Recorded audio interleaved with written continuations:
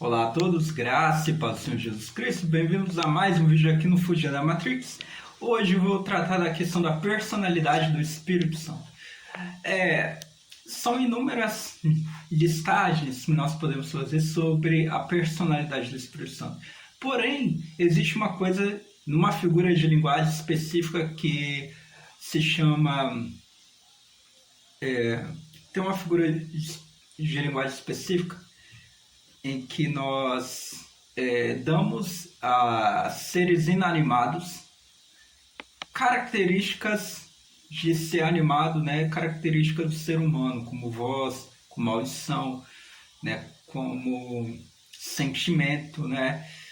E quando a gente fala da personalidade do Espírito Santo, a gente vê que o Espírito Santo, ele sente, ele quer. O Espírito Santo, ele se entristece. O Espírito Santo, ele tem voz, ele ouve, ele aconselha, né? Ele consola. Enfim, o Espírito Santo tem diversas características de um ser humano, de uma pessoa. Então, isso é rebatido, né, como se fosse uma prosopopeia. O termo prosopopeia é você dar características de um ser animado, né, características de um ser humano a um ser inanimado, né? Eu falo, por exemplo, este livro sente quando o leitor o folheia, né? O livro não tem sentimento, mas eu estou dando uma prosopopeia. Caso de prosopopeia, eu vou abrir aqui um exemplo. Abacuque. Vou abrir lá em Abacuque. Abacuque.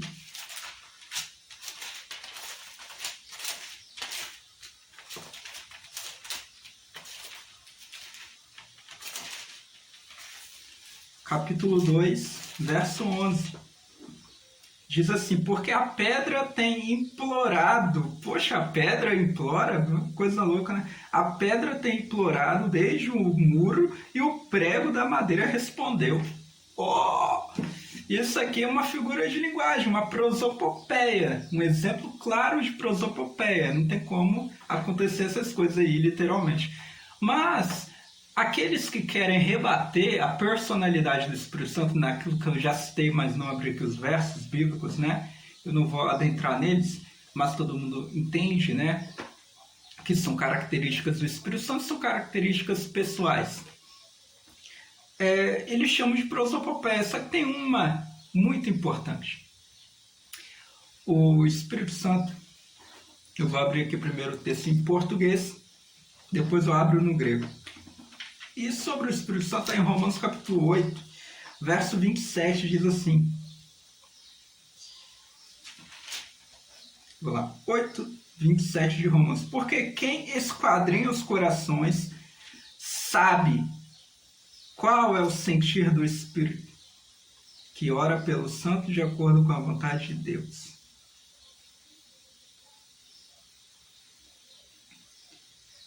O que esquadrinha os corações. Assim também o Espírito ajuda, né? Ele é ajudador em nossas fraquezas, porque como orar como convém, não sabemos, mas o próprio Espírito ora por nós com gemidos inefáveis. O Espírito tem capacidade de orar por nós. O texto grego está bem assim. O Romanos 8, 27. Ele vai dizer assim. Ignora o cachorro do vizinho ali. Titofronema tu pneumatos, né? O saber do Espírito. A mente, né? O saber, né? O pensamento do Espírito, fronema. E essa palavra, ela só aparece no capítulo 8 de Romanos, né? Vou manter aberto aqui Romanos, para a gente ver. Ela só aparece no capítulo 8. 8, 6 de Romanos aparece também. Capítulo 8, verso 6. Garfronema tessarcos, né? A mentalidade da carne, né? Aí vai falar fronema tessarcos, aí depois fronema tu pneumatos, né? A mentalidade espiritual. Aqui está falando de coisas pessoais, não está falando de seres inanimados. Então são esses exemplos que nós vemos. Tem outra ocorrência no verso 7 também, e também no mesmo sentido, né? Vou abrir aqui no português para ficar bem claro, para ninguém falar que não está entendendo o que eu estou falando. 8:6, porque a forma de pensar que é da carne é morte. Quem é que pensa como a carne? Os seres humanos, né? Mas a maneira de pensar que é do Espírito é vida e paz. Ou seja, essa maneira de pensar também é humana, pois a forma de pensar que é da carne, que também é humana, é inimizade contra Deus, pois não se sujeita à lei de Deus, porque não pode. 3 ocorrências. A quarta está no verso 27 que a gente leu ali. Então a palavra frônema no grego só aparece 4 vezes, né, na Bíblia, né, na testamentária, né, no Novo Testamento, e somente no capítulo 8 de Romanos, né?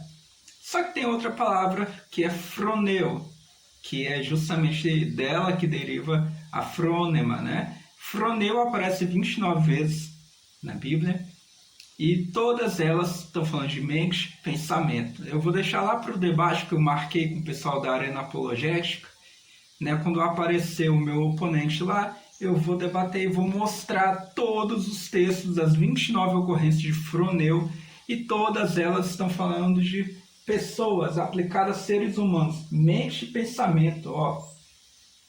Tá aí. Froneu. Então não existe esse negócio de você falar que o Espírito Santo, ali são figuras de linguagem da prosopopeia, porque não há nenhuma sequer ocorrência na Bíblia de uma prosopopeia para a palavra froneu e nem frônema. Essas palavras, do qual nós aplicamos ao Espírito Santo em Romanos 8:27, estão falando de mente, uma mente humana capaz de pensar, né, de raciocinar, de criar juízo sobre algo, de escolher um partido a seguir, né, uma forma de pensar a seguir, de raciocinar, enfim, esse intelecto é humano. Então aqui prova a personalidade do Espírito Santo, sem mimimis. Galerinha, eu sei que as testemunhas de Jeová queriam muito ter um texto bíblico com uma prosopopeia de froneu ou fronema, mas infelizmente 29 ocorrências de froneu na Bíblia, nenhuma delas é uma prosopopeia, assim como as 4 ocorrências de frônema, nenhuma é uma prosopopeia. Então só lamento para vocês. Graça e paz.